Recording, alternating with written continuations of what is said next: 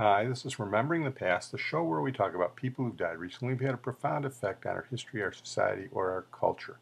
Tonight we're going to start out with Nate Thurmond, who died recently at the age of 74, one of the great underrated basketball players in NBA history, and I say that even though he was voted one of the 50 great NBA players of all time. His problem is he was a center at a time when there were great centers, and so in the era of Bill Russell, Wilt Chamberlain, and Kareem Abdul-Jabbar, he didn't get the notice that perhaps he should have. He never won an NBA title. He came very close with the Bulls in the 1975 season when they barely lost to Golden State. But even then, he was past his prime. He just never had the players around him. He came out of Akron, played at Bowling Green, and was drafted by the San Francisco Warriors, and he actually played with Wilt Chamberlain for a couple of years before Wilt went to Philadelphia. Here's the Golden State website on Nate Thurmond. If you want to talk about the ultimate professional, you would say Nate Thurmond. His nickname was Nate the Great, and 6'11" Nate the Great Thurmond lived up to the hype. He was one of the greatest basketball players of all time. He was an overachiever, really. Nate Thurmond was just a badass. The guy did things that other centers did not do, and other centers don't do now. One of the best defensive centers in NBA history. He was the guts of the team. He did the dirty work.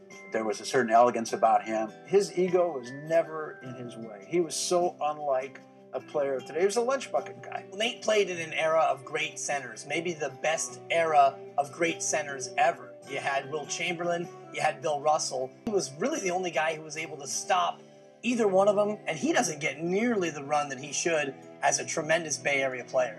The Hall of Famer was born in Akron, Ohio in 1941 and started Akron Central High School before playing at Bowling Green and earning first-team All-American honors his senior year.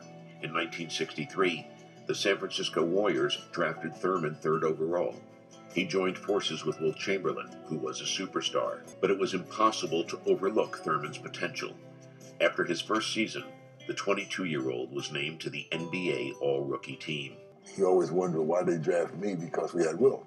And Nate never, concerned himself about how long it was going to take for him to be Nate Thurmond the way we viewed him to be. And he just took his time, came and did what was necessary, and then when he fit into that role, he became the great Nate Thurmond that we all knew. You look at the Warriors' history, there's Chamberlain, obviously the top 5 player of all time, and the next big man on that list with the Warriors, it's Nate by a long shot. The Warriors were in serious financial trouble in 1965 and decided to trade Chamberlain to the Philadelphia 76ers. Thurmond would immediately change positions from power forward to center, and it didn't take long for him to prove he could dominate a game without Chamberlain's help. Thurmond averaged 21 rebounds a game in 1967 and finished second in the MVP voting. The following season, he averaged 22 boards. Bill Russell and Chamberlain are the only NBA players to average more rebounds in a season. You think about the great rebounders in modern times, let's say Dennis Rodman. Well, he couldn't average 20 points and 20 rebounds, but Nate Thurmond, a guy who would go out there and get 20-20 against the likes of Wilt Chamberlain and Bill Russell. That's an unbelievable fact. I just think of Thurmond as being that pure power defense, almost like a Russell for the West Coast. Didn't win those championships, didn't have those teammates, but he was that style of, he just got things done in a different way than a Kareem or a Wilt or even a Willis Reed, but he was right there in that era, and you talk to those guys, and Thurmond was just as scary for all of them as each other. Thurmond's career with the Warriors ended prior to the 1974 season, when he was traded to the Chicago Bulls.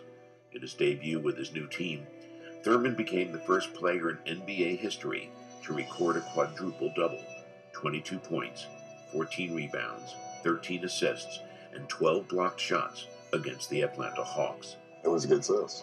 I remember that. Nate Thurmond, because he was such a great defensive player, for him, a quadruple-double meant, okay, can he get the points?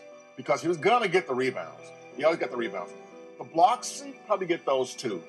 Assists, yeah, he could do those too. For me to say that, well, he got a quadruple-double, he'd be the first, no, that's what he did. He could do all those things. He's part of history because he was that good. Thurmond retired in 1977 at the age of 35 after 14 seasons in the league, and 1 year later, the Warriors retired his number 42 jersey and raised it to the rafters of Oracle Arena. Thurmond, a 7-time All-Star, was elected into the Naismith Memorial Basketball Hall of Fame in 1985 and he was named one of the 50 greatest players in NBA history in 1996. Every coach should have a player like Nate to coach and play for you. Players should look at players of his ilk and try to develop themselves and become carbon copies of what he did, because he never was overly concerned about anything except trying to win basketball games. Ask Wilt Chamberlain about him. Wilt Chamberlain hated playing Nate Thurmond. Thurmond had ownage on Chamberlain, and Chamberlain, you know, arguably, some people think maybe the best player that ever played the game. But I'm quite sure if you asked Bill Russell and asked Wilt Chamberlain who was the toughest guy they played against, I know that's the case with Chamberlain, and I would guess that's the case with Russell too. They would tell you Nate Thurmond. The strength of Nate Thurmond is what you hear them talk about. Will always be part of history. Will always be part of, you know, here's a guy Kareem did not want to play. And that's a pretty good epitaph for anybody.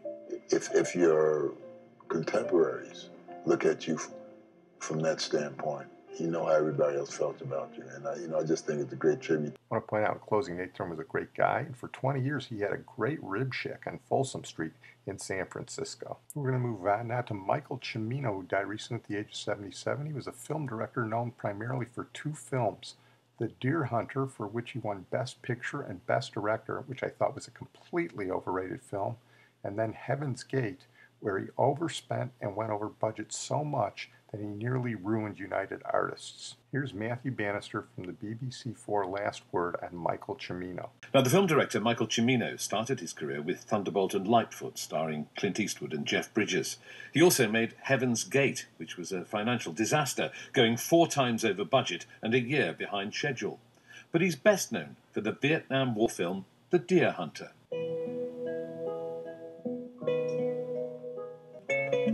The film, which starred Robert De Niro and Christopher Walken, won 5 Oscars, including Best Director and Best Picture.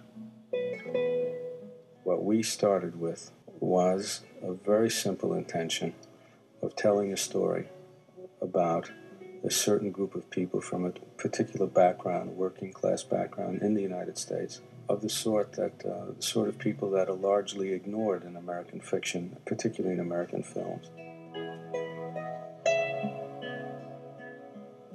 You can justify quite different interpretations of the film. I believe that that's part of the success of the film, that one can so completely justify a particular point of view that is completely opposite of someone else's. I felt that the film would eventually, in its own way, be controversial. I did not feel, however, that it would generate the amount of attention that it is, especially worldwide. I don't think about one shot that much anymore, Mike. You have to think about one shot. One shot is what it's all about. It has to be taken with one shot. I think even at the height of the controversy about the war itself, rarely did one see such impassioned pieces as one is now seeing in some of the articles about the film. For me, the most grueling scene is the one in which prisoners are forced to play Russian roulette. Is there any evidence, though, that this actually happened? There are as many people who claim to have witnessed these things, both in Saigon and in country, as people who claim they never happened. I choose to believe the notion that whatever you could imagine happening in Vietnam happened. And I think the question really is largely beside the point, because after all, it is a work of fiction. War is madness. It's madness. And usually madness created by old men, and young men pay the price. That was Michael Cimino. I don't know, that Russian roulette that probably didn't happen was way overdone, and the whole film was pretentious junk that was only saved by a good performance by Robert De Niro and a better one by Christopher Walken. Well, we're going to close tonight with Garry Marshall, who died recently at the age of 81, one of the funniest guys around. He directed some of the top comedies of the 70s, including Happy Days, Laverne and Shirley, and Mork and Mindy. Went on to do the movies. I don't think his sensibilities for the movies were quite as good as they were for television, but he did do Pretty Woman with Richard Gere and Julia Roberts, The Princess Diaries, and Nothing in Common with Tom Hanks and Jackie Gleason. He was a nice Italian boy from the Bronx. A lot of people thought he was Jewish, but he wasn't. He went to DeWitt Clinton High School, and then he studied journalism at my alma mater, Northwestern. In fact, I met him at a function once. I think they were naming a building after his mother or a wing after him. Very funny guy. And he told me a story about Robin Williams when he first came on Mork and Mindy. He was such a comic genius that the cameramen, the 3 cameramen, couldn't follow him all the time, and they didn't know what to do because he never stayed on his marks. Garry Marshall said, "The hell with it. We'll hire a 4th cameraman, and his whole job will be to follow Robin Williams around." He had a great sensibility for comedy in that respect. He got to start as a writer. He wrote a little bit for Jack Parr. He wrote for Danny Thomas for Make Room for Daddy, a little bit for Lucy. He wrote a show called Hey Landlord, which wasn't a bad show. He wrote for the Joey Bishop Show, and he wrote a little bit for the Dick Van Dyke Show. He got his big break in the early 1970s when he was writing for Love American Style, and he wrote a pilot that turned into Happy Days. And then he was one of the creators of the television series The Odd Couple with Jack Klugman and Tony Randall, one of my favorites. In fact, he was an actor on a couple of the shows, and his turn on the New York subway as a New Yorker was a hilarious turn. As an actor, he also did a spot as a casino owner in Lost in America, Albert Brooks' movie, and he's probably the best thing about that movie. Albert Brooks wants his money back after losing at the casino, and Garry Marshall doesn't give it to him. But as I said, his opus magnum was probably Happy Days, and here he talks a little bit about it. He got a little help directly from Michael Eisner and indirectly from George Lucas.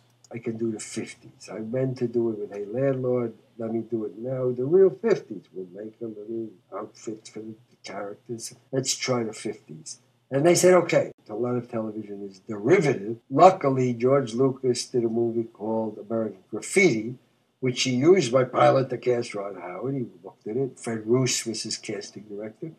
And they found Ron. And then a great show on Broadway came out called Grease.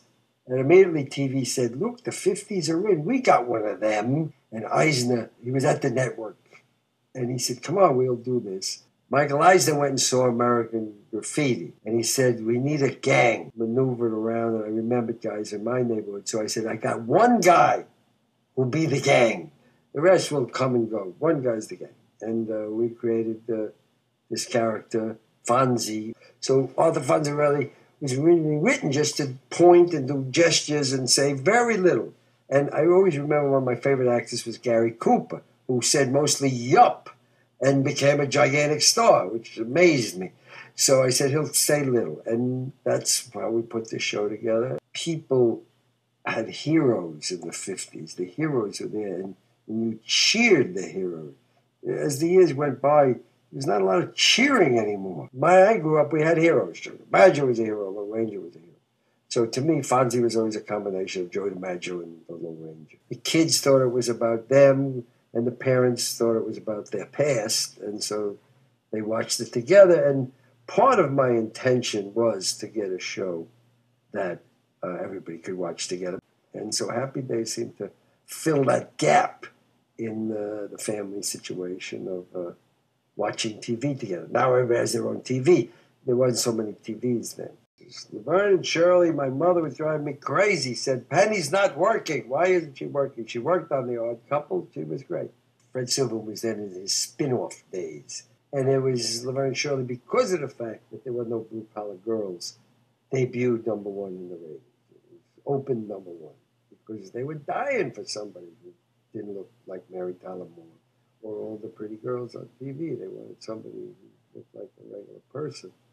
And these two, my sister looks like a regular person, talks like a regular person. And Cindy Williams was brilliant to show.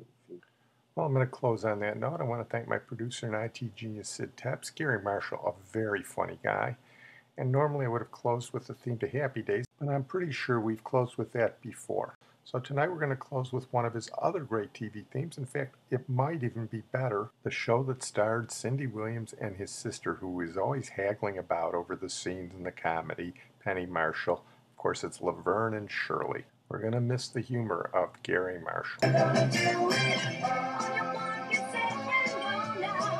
Got a dream and we just know now we're gonna make that dream come true. And we'll do it our way, yes, our way. Make all our dreams come true. And we'll do it our way, yes, our way. Make all our dreams come true. Only you. Never be boring. You gotta entertain people. Don't be boring. And at 60 years old, I didn't know what boring meant. I said, what is boring, Ma? She said, your father.